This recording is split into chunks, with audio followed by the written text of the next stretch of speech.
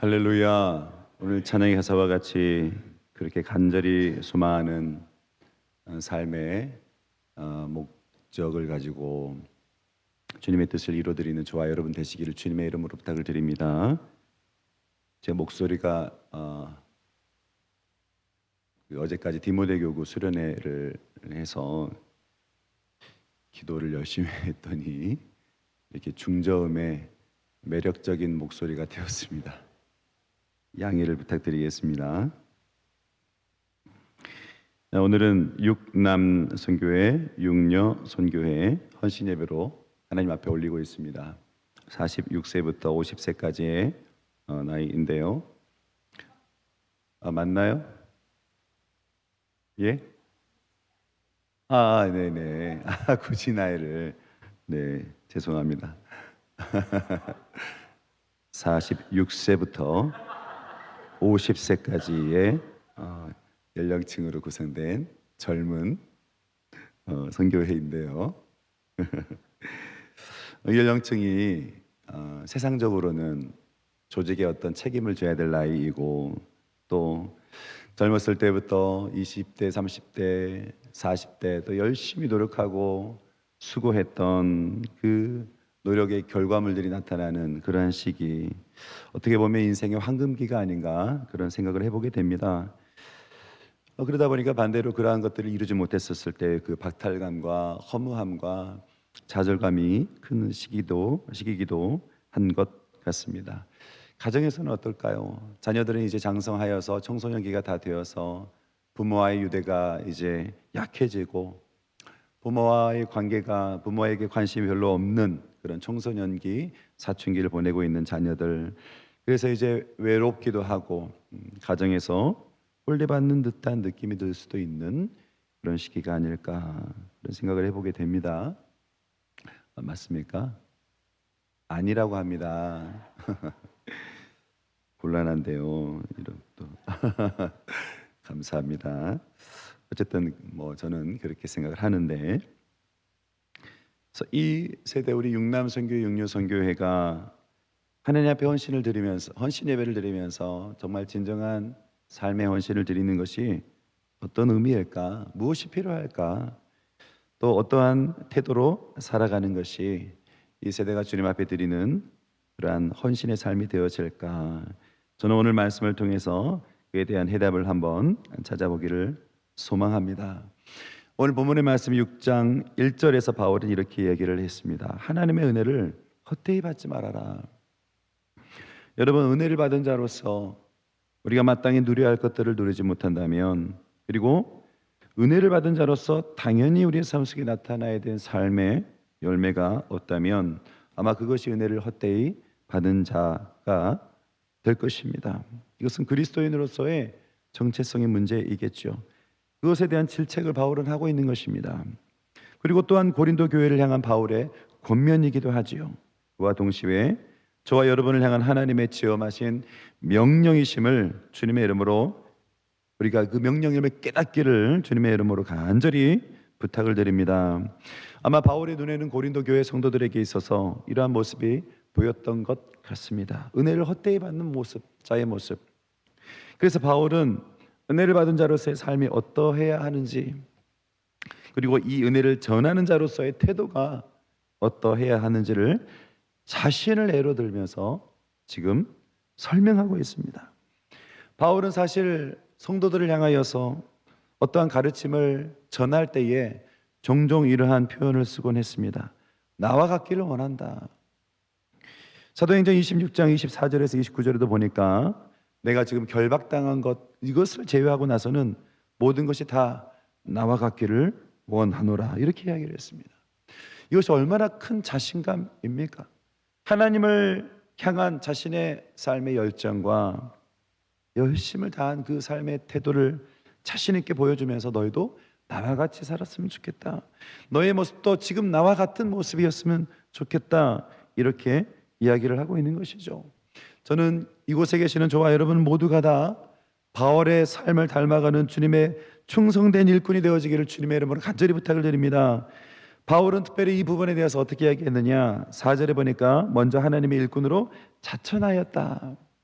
이렇게 이야기를 하고 있습니다.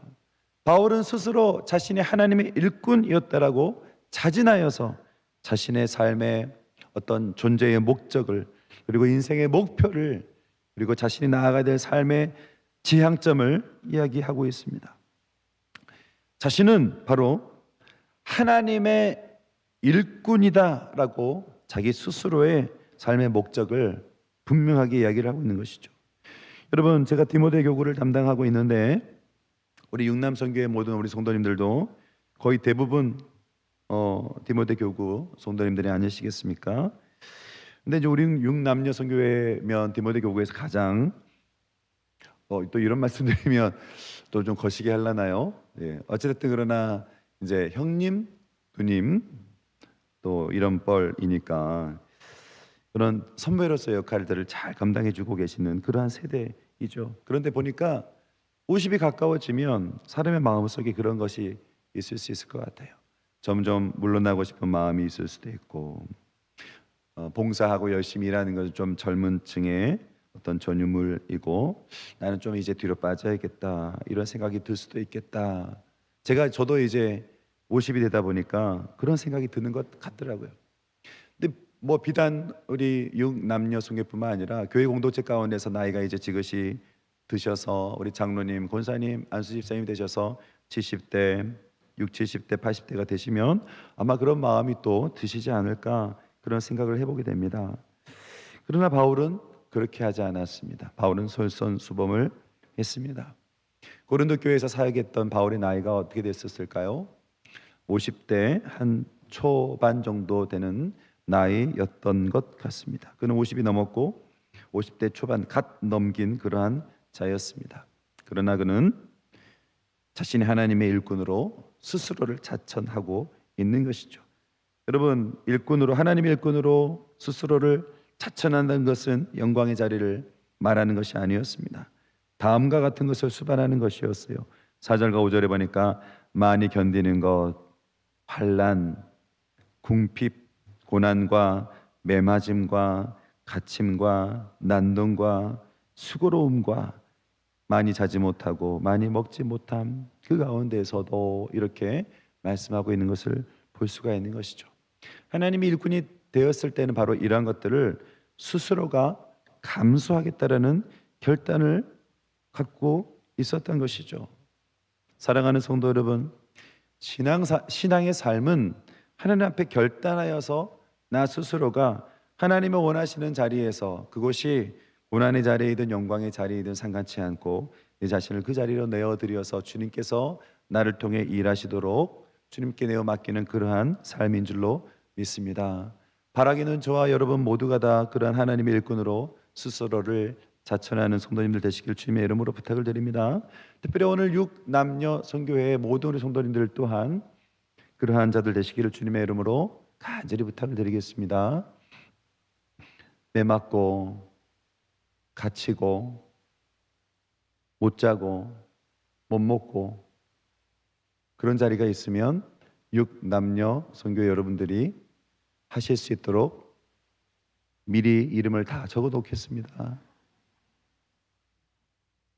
우리 모든 성도님들, 저와 여러분 모두가 다 하나님의 일을 위해서 열심을 다하는 그러한 주님의 일꾼이 되어야 하지 않겠습니까? 여러분, 우리 육남녀 선교회의 어떤 연령대는 열정도 있고, 그러나 경험이 부족하지도 않는, 그리고 유약하지도 않으면서도, 그리고 열정이 식지 않은, 그러나 연륜과 경험이 풍부한 그런 세대입니다. 제가 이렇게 교회를 보니까 이제 또 50이 넘어가면 어떤 기성세대의 느낌이 좀 나는 것 같아요. 육남녀 선교회의 어떤 그 시기가 어떤 그 가운데서의 가교 역할을 잘 감당할 수 있는 그러한 시기가 아닐까. 그래서 우리 교회의 어떤 교회 공동체에서 아주 중요한 역할들을 잘 감당하는 그러한 세대가 되지 않을까 하는 생각을 해보게 됩니다. 두 번째로 바울은 이렇게 얘기했습니다. 본이 된 삶을 살았다. 오늘 6절에서 7절에 보니까 깨끗함, 지식, 오래 참음, 자비함, 성령의 감화, 거짓이 없는 사랑, 진리의 말씀, 하나님의 능력으로 의의 무기를 좌우에 가지고, 이러한 삶의 열매와 그리고 영적인 능력이 바울 자신에게 있었다라고 말씀하고 있습니다. 인간적인 성숙함, 그런 성숙한 태도, 이러한 것들을 가졌을 뿐만 아니라 영적인 실력을 가지고 있었다라고 말하고 있는 것이죠. 여러분, 하나님의 공동체에서 누군가가 기도하지 않으면서 기도하라고 가르친다면 그 사람의 말에는 아무런 능력이 없는 것입니다. 기도의 능력을 체험하지 않았으면서 문제를 하나님께 내어 맡기고 기도하라고 말할 수 없는 것이죠. 예배자의 삶을 살지 않으면서 누군가에게, 다른 사람에게 예배의 태도를 지적하고 복장을 지적하고 그 예배에 대한 성실도를 지적할 수가 있겠습니까? 자신이 먼저 영적인 실력을 갖고 영적인 성숙함을 가지고 있는 사람만이 후배들을 가르칠 수 있고 다른 성도들을, 그리고 자녀들에게 이러한 가르침을 줄 수가 있는 것이죠. 우리는 영적인 실력을 가지고 있는 사람에게 존경의 마음을 갖게 되고 그분이 하시는 말을 귀 기울이게 되고 그분이 걸어가는 발자취를 따라가게 되는 것이죠. 말만 하는 사람들을 우리는 진심으로 따르지가 않는 것입니다. 이 말씀을 드리다 보니까 굉장히 많이 찔리더라고요. 저처럼 말 많은 목사가 제일 말이 많죠.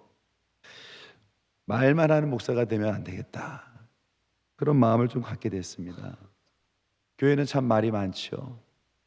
그리고 말하기를 참 좋아하는 공동체가 교회가 아닐까요?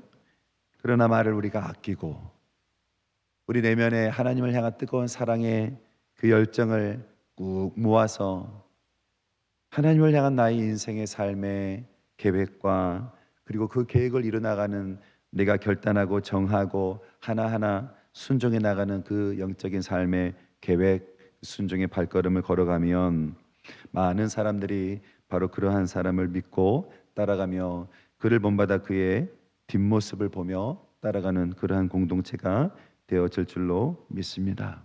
그래서 갈라디아서 5장 22절의 말씀처럼 삶에서 나타나는 그 성령의 열매, 그것이 오늘 본문의 말씀 6절이죠. 그리고 에베소서 6장 17절 19절에서 말한 것처럼 전신갑주를 입으라. 나에게 능력이 되어지는 하나님의 말씀의 능력. 그리고 디모데후서 3장 5절에 7절에 말한 것처럼 경건의 모양은 있으나 경건의 능력이 없도다. 이 말씀에서 우리가 알 수 있는 것처럼 경건의 그 능력을 가지고 있는 그러한 삶, 그것이 바로 7절의 말씀 아니겠습니까? 깊은 영성과 영적인 능력을 가지고 살아가는 그러한 사람이 될 때 우리 주님께서 우리를 사용하실 줄로 믿습니다. 마지막으로 하나님은, 바울은 이렇게 이야기를 합니다. 사람이 아니 하나님께 인정받는 자가 나는 그러한 삶을 살았다. 사람이 아닌 하나님께서 나를 평가하시는 그러한 인생, 그것이 바로 8절에서 10절까지 나타나 있는 거예요. 하나님께 나는 하나님의 일꾼이라고 자청했었을 때 그의 인생 가운데는 이러한 일들이 있었습니다. 때로는 영광스러운 모습이 있었던 것 같으나 때로는 욕됨으로 많은 사람들의 욕을 먹고 비판을 받았어요. 그러나 때로는 악한 이름과, 저 바울이라는 사람은 정말 악한 자요, 공동체를, 우리 유대인들을, 또 우리 교회를 넘어뜨리는 자야, 이런 오해를 무수히 받았지만 그러나 때로는 아름다운 이름으로 칭송을 받기도 했습니다. 하나님께서는 그렇게 그를 평가하셨죠. 때로는 이단의 괴수와 같다라고, 속이는 자다라고 그렇게 평가받기도 했지만 그러나 결국은 참된 삶을 살았던, 하나님 보시기에 참되고 거룩한 자의 삶을 살았던 자가 바로 바울과 같은 사람이었어요. 무명한 자 같으나 그러나 유명한 자였고, 죽은 자 같으나 보라 우리가 살아있고 살아있는 자요, 징계를 받는 자 같으나 죽임을 당하지 아니하였고, 그리고 마지막 10절에 보니까 근심하는 자 같았으나 그러나 우리는 항상 기뻐하였고, 가난한 자 같으나 많은 사람을 부유하게 하고, 아무것도 없는 자 같으나 모든 것을 가진 자로다. 이러한 삶을 살아가는, 이것이 바로 신앙의 역설이 아니겠습니까? 사람이 볼 때에, 인간적인 눈으로 볼 때에는 미약하고 아무것도 없는 것 같으나 하나님의 눈으로 봤었을 때에 모든 것을 가지고 있는 자, 그것이 바로 바울과 같은 하나님의 일꾼 그리스도인의 삶이 아닐까. 바울은 우리에게 그것을 가르쳐 주시고 있는 것이죠. 이것은 내 힘으로 할 수가 있는 것이 아닙니다. 나의 의지와 나의 결단, 열심으로 되는 것이 아니라 하나님이 나를 그렇게 만들어 주신다라는 것입니다. 여러분 이 사실을 믿으십니까? 그러므로 여러분 제가 참 좋아하는 찬양의 가사 가운데 거룩하신 하나님이라는 찬양이 있어요. 근데 후렴부에 보면 이런 가사가 나와요. 내가 약할 때 강함 주고 내가 가난할 때 나를 부욕해 하신 나의 주 감사. 근데 여러분 이 가사의 내용이 실제적으로 영어로 쓰여진 가사의 이 원문을 보면 사실 한국말로 번역된 이 가사의 내용보다 더 마음에 사실은 와 닿아요. 가사를 쓴 사람의 어떤 진짜 의도가 잘 담겨 있겠죠. 그래서 영어 가사의 내용을 보면 이런 가사예요. 하나님께서 약한 자로 하여금 나는 강한 자다 이렇게 말씀하게끔 하신다라는 거예요. 그리고 하나님께서 약한 자들로 하여금 가난한 자들로 하여금 나는 부유한 자다라고 외칠 수 있도록 하신다라는 거예요. 자신은 실제적으로 지금 여전히 약할 수 있습니다. 그러나 그의 입술에서는 믿음의 고백이 나올 수 있는 거예요. 나는 강한 자이다. 사람의 눈을 봤을 때는 여전히 가난한 자 같고 아무것도 가지지 않은 자 같으나 그러나 그의 입술에서는 어떤 고백이 나옵니까? 나는 부유한 자다. 왜요? 하나님으로 말미암아 이렇게 고백할 수 있다라는 것이죠. 이것이 바로 믿음의 역설입니다. 약할 때 강함된다. 바울의 고백처럼 우리는 약할 때 하나님을 의지하게 되지요. 바울은 그러한 인생을 살았어요. 그렇기 때문에 하나님의 일꾼으로 다천하는 그의 삶의 모습을 통하여서 자신의 약함이 가장 강한 자의 능력이 된다라는 사실을, 나의 약함이 능력이 된다라고 고백했던 그 바울의 고백, 그것이 바로 저와 여러분의 고백이 되어지기를 간절히 주님의 이름으로 부탁을 드립니다. 여러분 약한 자라고 느끼고 계시고 부족한 자라고 느끼고 계시고 미약한 자라고 혹시 여러분 느끼고 계시는 그러한 인생의 여정이십니까? 그러한 과정이십니까? 여러분 바로 그때에 하나님께서 여러분을 강하게 하시고 여러분을 부욕해 하셔서 하나님의 일꾼으로 사용해 주시는 그러한 저와 여러분 되기를 주님의 이름으로 간절히 부탁을 드립니다. 기도하겠습니다. 사랑이 많으신 아버지, 오늘 이 시간 제6남 여선교회 헌신 예배로 주님 앞에 예배를 드리게 하신 것 참으로 감사를 드립니다. 이 젊음의 때에 교회의 가장 중요한 역할들을 잘 감당하는 공동체로 귀하게 쓰임받는 선교회가 되게 도와주시고 이 자리에 모여서 주님 앞에 예배하는 우리 모두가 우리 주님 앞에 그리스도의 일꾼으로 자천하여 하나님 앞에 귀하게 쓰임받는 하나님의 일꾼들 다 되실 수 있도록 주님의 이름으로 간절히 부탁을 드리며 예수님의 이름으로 기도드리옵나이다. 아멘.